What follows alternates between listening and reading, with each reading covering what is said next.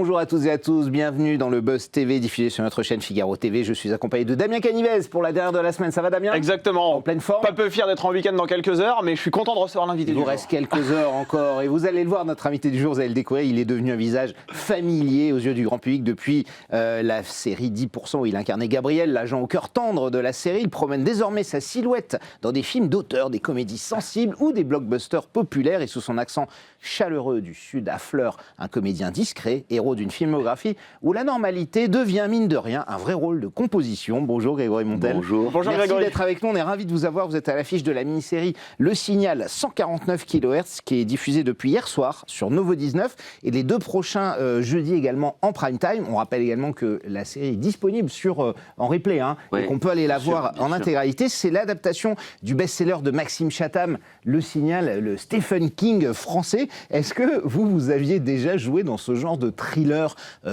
paranormal, terrifiant, Jamais, un peu horrifique? jamais. Parce que c'est pas trop un style français, ce genre de Non, thriller. pas C'est trop très, les très styles français. Puis moi, du coup, c'était vraiment l'occasion de dire, ouais, je me jette. Puis honnêtement, c'était même à la lecture, c'était absolument flippant. Je me suis dit, ah ouais, chouette. J'étais très heureux d'aller tourner dans une série de genre comme ça où il y a même, enfin, ça va loin, quoi. C'est chouette. Mais vous l'aviez lu, le livre de Maxime Non, Chatham, je l'avais ou pas lu. D'accord. Je l'avais pas lu. Exprès ou parce que c'est vrai que des comédiens ici nous disent souvent, moi je lis toujours ou moi je préfère ne jamais lire. Écoutez, là comme c'était très adapté, j'ai fait le choix de ne pas le lire parce que. Oui, ça se passe aux États-Unis, dans le livre, c'est complètement différent. Absolument. Et puis moi, si vous voulez, lorsqu'il s'agit d'une adaptation, j'aime bien décider de choisir la grammaire de l'adaptation. Parce que sinon, je vais commencer à me dire, ah ouais, mais ça dans le film, dans le livre, c'était mieux. Et j'ai pas envie qu'il y ait ce genre de problème sur un plateau, parce que, effectivement. Ah oui, vous voulez pas avoir vous dire, j'ai Ouais, décidé. Parce que c'est très détaillé dans le livre. C'est très détaillé. Ouais. Alors évidemment, ça peut aider.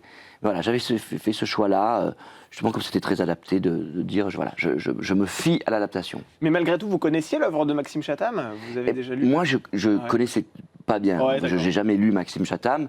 Je ne suis pas un grand lecteur de science-fiction ou bien de genre.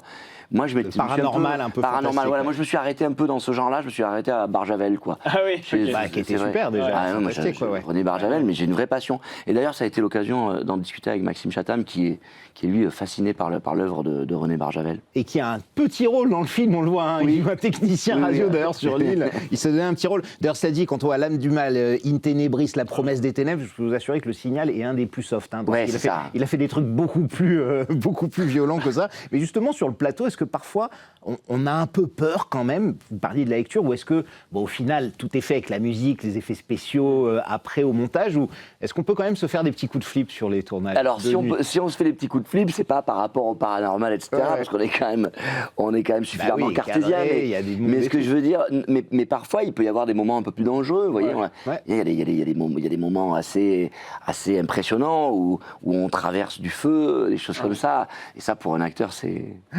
chouette. Et on va en parler, on va voir les images évidemment dans un instant. On parlera de Le Signal 149 kHz, la fiction qui sera dit sur Novo 19 Ah oui. depuis hier. Et pour les prochains jeudis, ce sera après les news médias de Damien Canivez. Et on démarre, miam miam, Damien. Ah bah, j'ai vous faim, avez donné là. faim. Bah ouais, Top ouais. Chef, la nouvelle saison est annoncée. C'est l'heure de Dites-nous l'apéritif, ça tombe à pic. M6 a convoqué effectivement ce jeudi la presse afin de dessiner les contours de la 17e édition du célèbre concours culinaire qui sera prochainement diffusé sur M6 en première partie de soirée. Et cette fois-ci, la production a décidé de confronter davantage les candidats aux exigences du métier de chef cuisinier. Ils vont par exemple quitter les studios pour confectionner leurs plats dans les cuisines un peu partout en France. À Tignes, par exemple, dans un restaurant panoramique situé à 3000 mètres d'altitude, dans un marché de street food ou encore même au château de Fontainebleau.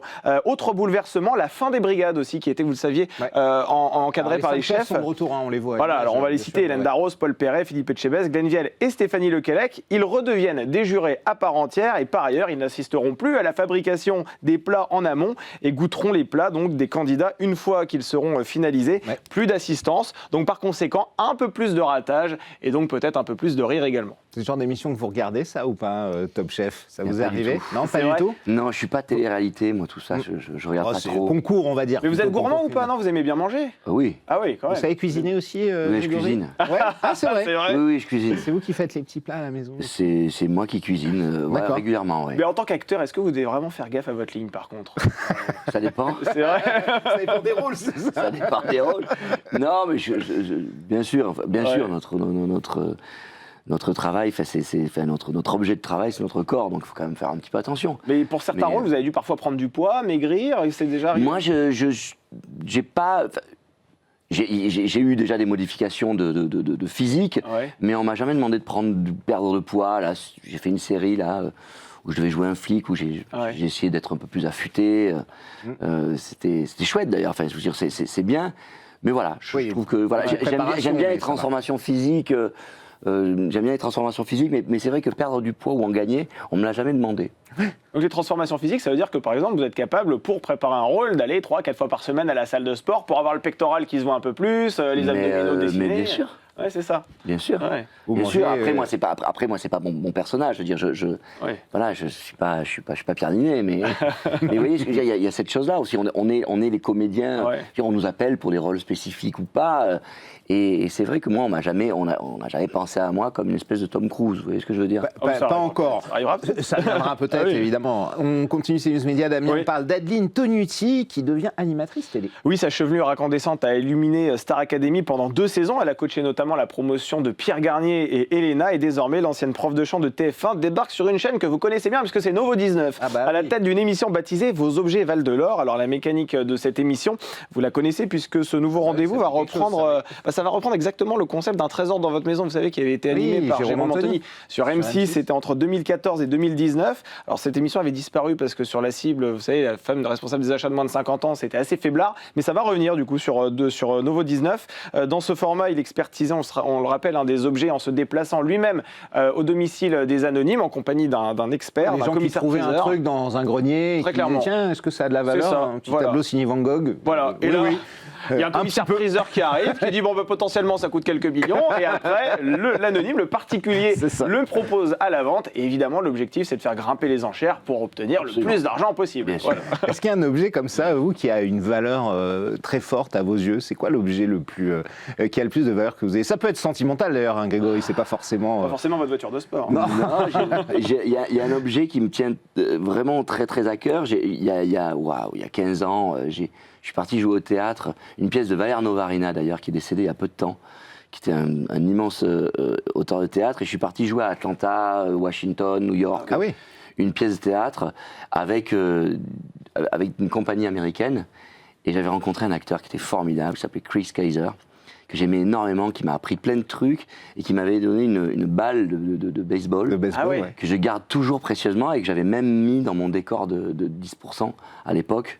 Et donc Chris est décédé, et donc voilà, professionnellement Un souvenir, parlant, ouais. c'est un souvenir extrêmement important. Un petit Et je doudou sais que vous si- gardez. ouais, ouais. si je devais encore avoir, par exemple, un lieu comme ça, récurrent dans une série, quoi que ce soit, je pense que je le mettrais à nouveau dans le décor. Mais c'est vrai qu'on parle de valeur sentimentale, mais si on parle de valeur marchande, est-ce que vous êtes du style à investir dans des montres de luxe, dans des voitures de sport? Est-ce que vous cramez l'argent que vous Non, vous avez? moi je suis pas éduqué comme ça. Moi, je viens d'une famille de commerçants où on thésaurise. Vous voyez ce que je veux dire? C'est ça. On comptait Vous les placez, sous, la Ouais, caisse non, tous les soirs. ouais. moi, si je, enfin, pas vous raconter ma vie, non, mais c'est vrai que si j'avais à flamber, Ouais. je pense que je flamberais davantage dans l'immobilier. J'aime énormément Ouais. l'immobilier, l'idée de construire, l'idée de fabriquer, de travailler avec des artisans, tout ça. Investir dans la pierre. D'investir dans la pierre, puis travailler avec des artisans Ouais. pour créer des choses assez belles. Ça c'est un truc qui me plairait.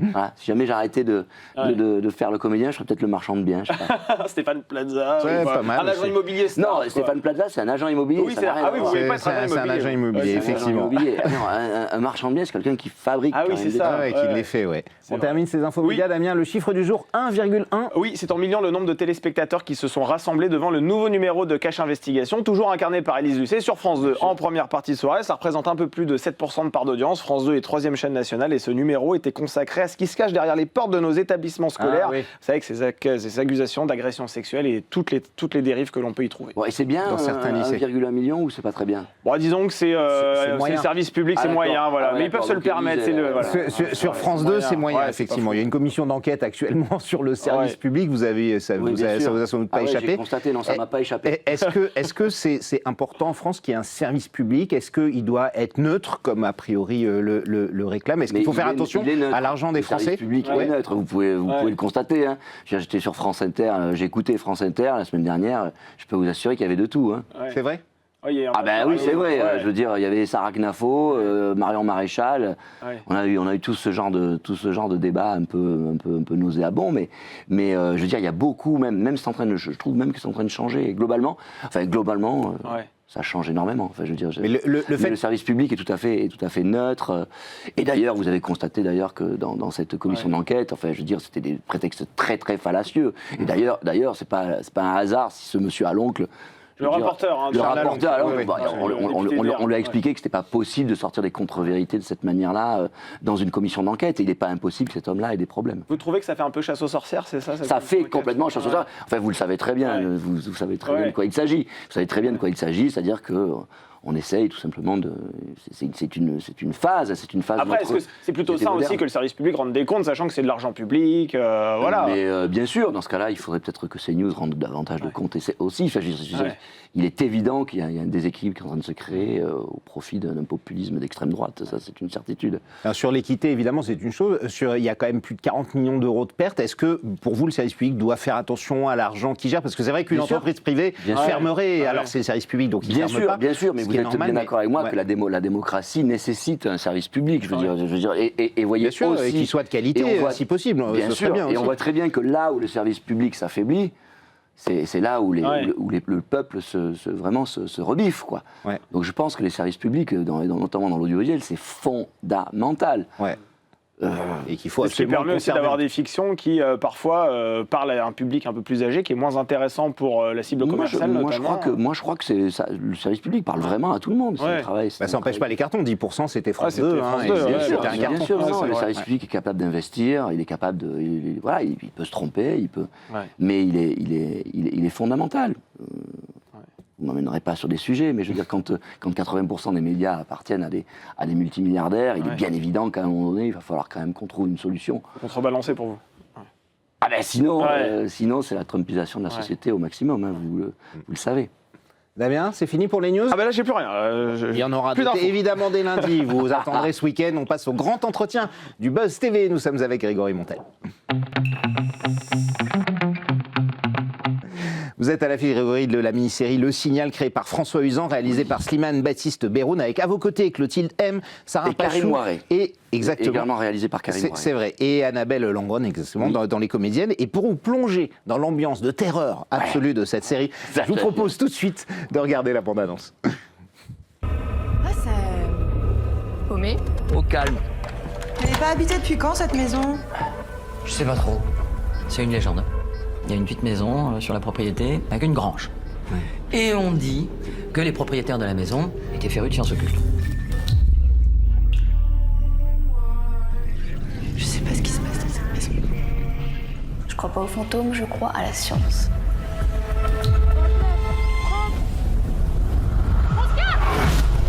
Partez de cette maison. Quittez l'île. Sinon, il va vous arriver malheur. Je sens comme une odeur de pourri. Il se passe quoi à Carnolé depuis que vous êtes arrivé? Une odeur de mort. Je veux juste qu'on se casse d'ici.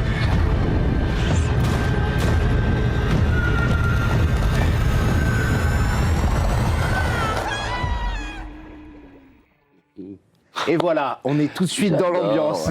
Vous aimez, hein, ça vous a Ah, plu? moi, j'adore. Vous avez revu les images avec une envie. Alors, Paul Morteuil, c'est vous, Merteuil, médecin. oui, Morteuil, comment il s'appelle, Morteuil, je c'est ça, ouais. Ah bah oui, c'est ça, je m'en rappelle. Merteuil, On a tourné il y a 3 c'est ans, les hein. liaisons Ouais, ça dangereuses, date un peu, c'est vrai. C'est vous, médecin, avec sa femme Olivia, qui est une animatrice radio célèbre, en congé maternité, s'installe sur leur île, sur l'île, avec leur fille ado Camille. C'est l'île bretonne de Carnolé. Ne la cherchez pas, elle est fictive, bien sûr. Et ils veulent de la tranquillité, un endroit calme, un peu coupé du monde. Mais il y a d'étranges phénomènes paranormaux qui vont apparaître très vite, qui dévoilent un climat de peur et de terreur assez rapidement. C'est un pitch qui vous convient, ça va pour Ça me va lancer, très pour lancer bien. le truc. Voilà, c'est parfait, c'est Parce que On ne parfait. veut pas trop en dire, Ah, évidemment. non, il faut pas trop en dire. Parce qu'il y a un Non, suspense non, de fou. thriller et suspense. Pas d'effleurer le sujet, quoi. Mais dans quel état d'esprit Paul et sa famille s'installent sur l'île, Grégory, pour situer un peu le personnage et sa femme et sa fille? Si vous voulez, c'est des gens qui sont mis un peu en avant, c'est des personnalités un peu publiques, non pas lui, parce que lui est médecin. Voilà. Elle est une célèbre animatrice radio. Voilà, c'est une animatrice de radio assez connue, d'une matinale, donc quelqu'un qui est très en vue et voilà, qui est au milieu du business et voilà, qui souffre probablement d'un burn-out, d'une fatigue. Et elle est en début de grossesse. Hein, Et elle est en début de grossesse, voilà. etc. Et donc ils décident de se poser pour aller prendre un peu l'air et pour réfléchir et pour mettre un peu leur famille au calme, très au calme. Ouais. Et dans une maison qui est très belle, mais très flippante, on s'en rend compte. C'est un peu Amityville comme ça. Mais bien sûr, c'est bourré de références comme ça à ce cinéma Ouais. américain de genre Ouais. qu'on a vu. Enfin, moi, je suis un énorme fan de Psychose. Ouais. Donc rien que la maison, là déjà, on y est Ah bah, presque. c'est terrible, ouais, le motel là, il est terrible. Le motel, la maison du Et la motel. motel, oui. la Eh ben maison voilà, dessus. nous on a notre maison à nous un peu la maison Bates. et cette maison, malheureusement, va nous causer bien des problèmes. Et oui, Alors effectivement. justement, la fille de votre personnage, Camille, c'est une ado Ouais. rebelle, c'est une geek qui est absolument passionnée de science et elle met au point un appareil pour traquer les ondes et les fréquences, dont cette mystérieuse fréquence de 149 kHz. Pourquoi? Qu'est-ce qui se passe? Qu'est-ce qu'il y a présente là-dessus? sur l'île après. Voilà, c'est ça. Présente sur l'île parce que apparemment, cette fréquence nous viendrait probablement de l'au-delà et viendrait faire réapparaître des personnes qui ont vécu mais qui ne vivent plus. Vous m'avez compris. Et, Des morts, donc. Et des morts. Pour faire simple. Des morts qui viendraient, pourquoi pas, se venger. Non, mais je veux pas trop en dire. Mais ce qui était... non, c'est vachement bien parce qu'il y a aussi... Il y a un petit esprit comme ça, il y a pas mal d'ados d'ados dans le film, donc il y a un petit côté Stranger Things que moi j'adorais aussi. Avec ses rencontres de copains. Bien sûr, c'est un rencontre de copains, moi j'adore ces histoires d'amitié comme ça. Voilà, ils ont un côté très débrouillard à la Club des 5 et tout ça. Et puis en plus, on avait affaire à des jeunes comédiens géniaux, dont Sarah Pachou, qui est vraiment pour moi une découverte, qui est une découverte absolument géniale, et puis qui commence à percer sacrément au cinéma. Et je suis très heureux pour elle. Alors c'est évidemment un polar aussi, hein, Le Signal, parce que très vite, vous arrivez et il y a plusieurs habitants de l'île qui trouvent la mort dans des circonstances assez étranges, qui ressemblent presque à des suicides provoqués en fait. Hein, c'est un peu ça. Et ça c'est dès votre arrivée. Hein. Le médecin et la flic, ils ont du boulot tout de suite. Là tout de suite, ouais. C'est-à-dire que là, c'est vrai que pour le spectateur, il n'y a pas trop le temps de patienter. Le spectateur est plongé immédiatement dans le délire. Ouais. Et pour ça, je trouve que la série est géniale parce que c'est haletant. Et le lieu est dingue aussi. C'est vrai que l'endroit est incroyable. Alors je ne sais pas où vous avez tourné parce que c'est vrai que l'île, elle est un personnage à part entière. Ouais. C'est un protagoniste. Hein, je l'ai pas cité dans les acteurs, Bien sûr, mais c'est un acteur du film. C'est essentiel. Je veux dire, c'est le fait une île, c'est le fait d'être isolé. Ouais. Et Vous avez puis tourné en une île- Bretagne vraiment, On a au tourné large de vraiment en l'Orient Bretagne, et ouais. tout. Ouais, d'accord. Ok. On a tourné à Bretagne, autour de l'Orient, un petit peu sur l'île de Groix. Ouais. Mais l'île, c'est génial pour ça. Parce que d'abord, évidemment, c'est un endroit isolé, qui est coupé du monde. Puis c'est aussi l'île, c'est toujours sujet à des problématiques personnelles, d'entre gens, de personnes qui s'aiment, qui se détestent. Bien sûr, et qui sont bloqués au même endroit. et qui Il y a sont une bloqués- forme de huis clos quelque part. Bien sûr, l'insularité, c'est un huis clos. Et ça marche du tonnerre. Ouais. Et c'est vrai que l'ambiance du film aussi, on l'a vu même à travers la bande-annonce. Je vous ai vu, même vous avez sursauté au moins 3 fois là, pendant la bande-annonce. au moins. C'est Ça, c'est fait exprès, Ah, la justement. musique, elle Cette est volonté, incroyable. à travers cette musique, de faire sursauter un peu le téléspectateur, quoi, d'une bien certaine sûr. manière. Ouais. Ah non, bien sûr. c'est la série jump scare, comme on dit. Hein. Bien On appelle sûr. Les fameux Alors, jump scare, c'est les moments où vous êtes surpris et vous sursautez. D'accord, je savais pas qu'on disait ça. Ça mais- m'est arrivé 40 fois à peu Ben près oui. par épisode, Non, mais si vous voulez, un jump scare, oui, ça s'appelle. C'est bon, c'est vraiment l'idée d'importer ce genre-là en série, tout en ayant aussi quand même, comme vous dites, c'est un thriller policier aussi. Bien sûr, ouais, Donc je veux exactement. dire, c'est très mélangé. Enfin, je trouve que c'est une vraie réussite. Et juste, quel a été le rôle de Maxime Chatham en coulisses? Dans quelle mesure a-t-il influencé ce tournage? Est-ce qu'il vous a choisi? Est-ce qu'il vous a adoubé? Écoutez, je Est-ce n'en qu'il vous a sais rien. dirigé? Je n'en sais rien, il faudrait demander à la Ouais. productrice qui nous attend là dehors, Aurélie. Mais vous, vous l'avez pas vu à titre personnel, vous dirigez, vous Si, il dire était non, sur c'est- le tournage, Ouais. oui, parce qu'il Il est passé sur le il avait un tournage, petit donc rôle, ouais. j'ai Il eu avait- l'occasion de déjeuner avec lui, Ouais. et ça a été justement l'occasion de parler de son travail que je connaissais moins, et puis des auteurs qui nous passionnent, et on avait pas mal d'auteurs en commun. Alors ce rôle de Paul, ce médecin... Paul Dormeuil. Paul Dormeuil, Dormeuil. exactement, c'est ce Oh que j'ai là, dit. ça y est. Ah non, je vous ai dit Morteuil, c'est Dormeuil, mais oui, Ah oui. désolé. Oui, c'est ça y est, je suis content, on a réussi. Un homme Ouais, ordinaire qui est dépassé par des événements extraordinaires. Est-ce que vous, c'est le type de rôle que vous aimez faire, un personnage comme ça qui, au final, ne maîtrise rien, hein, pas grand-chose. Paul, on a l'impression que là, il est dépassé par à la fois les événements, même par son ado d'ailleurs. Vous aimez bien faire ce genre Moi, j'adore de ça. personnage? Vous savez, je me demande si c'est pas un peu la grande différence entre le cinéma américain et le cinéma français. C'est-à-dire que dans le cinéma américain, le héros ou les héros, ils sont souvent, bon, ils sont faits Un pour peu ça. surhommes, quoi. ouais. Ils sont surhommes, ils sont faits pour ça, ils sont fabriqués, ils existent pour sauver le monde. Alors, il y en a un qui est chouette. dans ce genre, c'est Tom Cruise. Personnage, pardon, Tom Hanks. Tom Hanks. Personnage ordinaire à qui il arrive des Absolument. trucs Ou Bruce extraordinaires. Willis, Il le qui fait était, très bien. qui était un petit, voilà, qui avait un petit Exactement, côté ouais. anti-héros. C'est vrai, vous avez raison. Mais en France, on aime bien, et comme les Anglais d'ailleurs, plutôt mettre des gens qui sont un peu inadaptés par rapport Qui à la subissent, ouais, qui c'est subissent, ça, qui ouais. sont inadaptés par rapport à la situation, parce qu'on trouve que ça génère du conflit, ça génère des problématiques Bah, bien sûr, différentes, c'est et plus donc du intéressant. coup, puis ça fait une grande évolution du personnage. Ben, c'est ce qui m'est arrivé, ouais, je veux dire, ce personnage très classique, et puis voilà, volontairement plutôt dédié à sa femme, justement pour ce moment un peu particulier, peut-être un peu effacé même, a finalement trouver un chemin qui est un chemin extraordinaire. Mais vous, est-ce qu'il y a un rôle dont vous rêvez? Un serial killer, un banquier véreux? Vous parliez de Tom Cruise tout à l'heure. Vous n'avez jamais vu comme un Tom Cruise, mais est-ce que c'est typiquement le genre de rôle dont vous rêvez? Un homme battu, Voilà. par exemple. Mais ouais, non, Un serial killer. Il peut y en avoir, je dirais... alors, Vous serial jouez killer, rarement des salauds, quand non, même, hein, j'en un ai peu. fait quand même, j'ai fait des beaux Ah salauds. si, Transatlantique, vous étiez Dans Transatlantique, c'était un un beau flic salaud. vigiste un peu. Ouais, il était bien celui-là. Ouais. J'avais fait Dans une Culte série aussi. pour... Culte, vous êtes un producteur un Ouais, peu... j'aime Vous avez joué beaucoup de salauds, alors. Non, j'aime bien les salauds. Puis j'ai fait un serial Un killer. producteur dans un une peu série. véreux dans Culte, ouais, c'est vrai. Ouais. Ouais, il est bien véreux. Ouais, non, ouais, moi j'adore ça. Par exemple, jouer un banquier véreux, Ouais. ça c'est un truc. Ça, c'est un vraiment kiff, que- ouais. Ah Ça, ouais, c'est bien. j'aimerais énormément. Alors c'est vrai qu'il y a 10 ans, le public vous découvrez grâce à la série 10%, vous incarniez l'un des agents de stars de la série aux côtés de Camille Cotin, Thibaut de Montalembert, Liliane Rovère, Laure Calamy, Stéphie Selma, encore Nicolas Maury. Quel souvenir vous gardez de cette aventure extraordinaire? Elle a changé votre vie, j'imagine, Ouais, de comédien. je garde un souvenir. J'ai évidemment de nombreux souvenirs parce qu'on Ouais. a quand même tourné moment. 6 ans ensemble. Ouais. Ouais, 6 ans, 6 ans. Et ouais, je garde le souvenir d'un succès parce que un succès, honnêtement.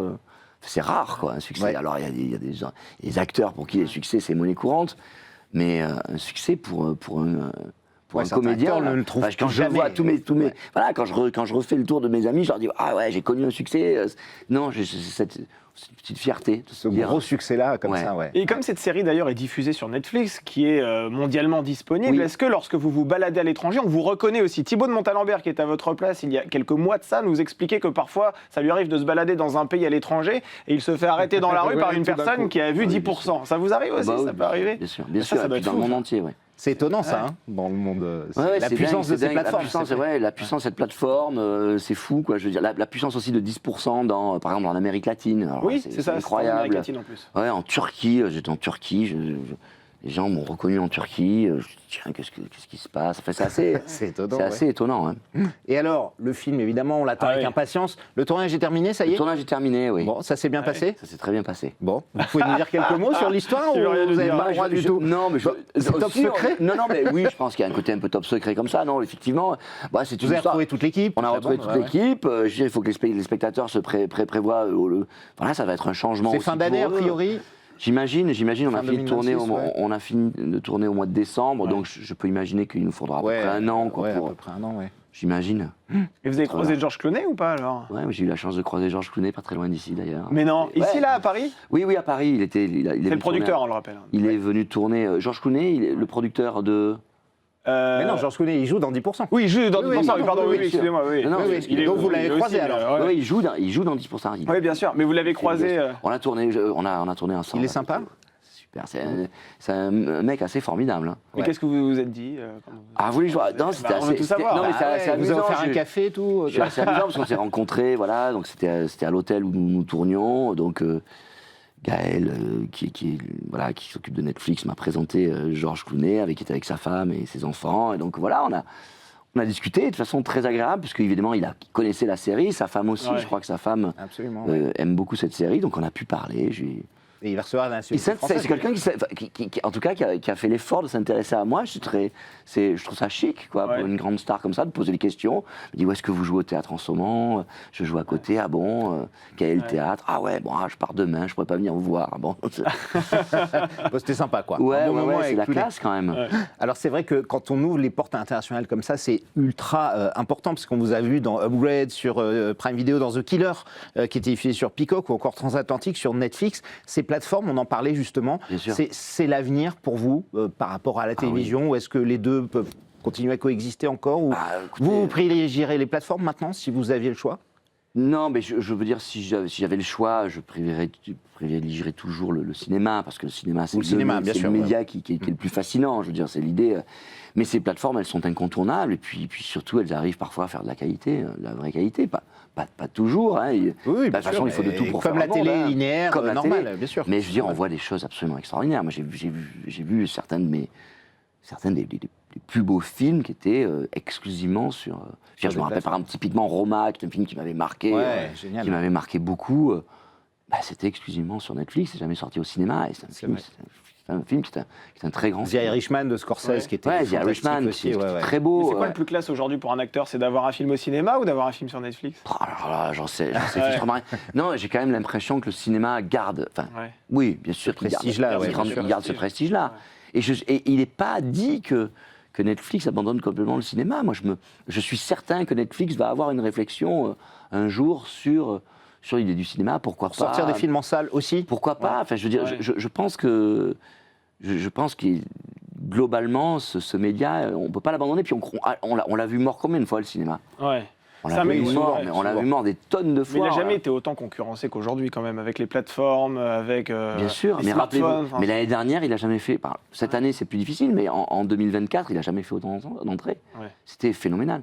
On le croit. Enfin, je veux dire, c'est comme le Signal, il renaît de ses cendres. Le cinéma, il renaît tout le temps de ses Passerelle cendres. entre Il les vient deux. de- C'est il vient vrai que vous d'au-delà. naviguez de l'un à l'autre sans trop de problèmes. Beaucoup de comédiens de télé nous disent que parfois il y a encore un snobisme qui existe, qu'ils ont du mal à franchir. Alors du cinéma à la télé, aux plateformes, il y a moins de problèmes. Mais est-ce que de l'autre côté, vous l'avez constaté ou pas? Moi, je pense qu'il y a un petit snobisme quand même. Ouais, quand même. Par Oui, rapport aux acteurs télé, je veux dire. Je pense qu'il existe encore ce snobisme un petit peu. Ah, évidemment, il s'est énormément réduit. Oui, oui, hein. bien sûr, il y a beaucoup de Mais barrières il qui existe sont tombées, encore, je pense, quand même. Il y a un côté cinéma, élite, ce qui est très bien. Mais bon, de toute façon, globalement, dans la vie, c'est toujours bien de pénétrer des univers qui sont différents. Et je pense que c'est bien tous ces partages. Très rapidement, on vous retrouve bientôt au théâtre aussi. Hein. J'y suis en ce moment là. Ouais. J'y suis en ce moment et je sais pas quand mais dépêchez-vous de venir parce qu'on termine samedi soir. Ah ouais, vous terminez samedi soir. ouais. Ah ouais, donc là, il va Demain falloir soir, qu'on alors. s'active, quoi. Voilà, demain soir. Bon, bah c'est beau, alors Ah ouais, il bon, reste bah, les places, ouais, les places pour demain soir. Là, alors. c'est diffusé, ça sera diffusé. C'est voilà. diffusé c'est aujourd'hui, diffusé bah, aujourd'hui, vendredi, ouais, on est c'est vendredi. diffusé aujourd'hui, Donc Alors, voilà. venez au théâtre ce soir, au théâtre de la Pépinière, voir une pièce géniale qui s'appelle C'est comme ça. Absolument. Ça commence à quelle heure? Dans le Ça 9e commence à arrondissement. 21h au Ah, mais théâtre de la Pépinière. c'est dans un peu plus de 2 heures, là. Il n'y a plus que les places. Ouais, vous courez. Merci Grégory Montel d'être Merci à passé vous. nous voir. Je Merci rappelle qu'on beaucoup. vous retrouve tous les jeudis dans Le Signal 149 kHz, c'est diffusé sur Novo 19. Et pour ceux qui ne seraient pas devant leur écran, je rappelle que vous allez sur novo19.fr, vous avez tous les épisodes disponibles en replay. Merci d'être passé nous voir. Damien, on se retrouvera lundi, nous. Oui, absolument. Avec Sophia Ouais. Morgavi, la nouvelle prof de chant de Star Academy. D'ici là, prenez soin de vous, passez un excellent week-end. Salut. Merci encore de votre fidélité. Merci, monsieur.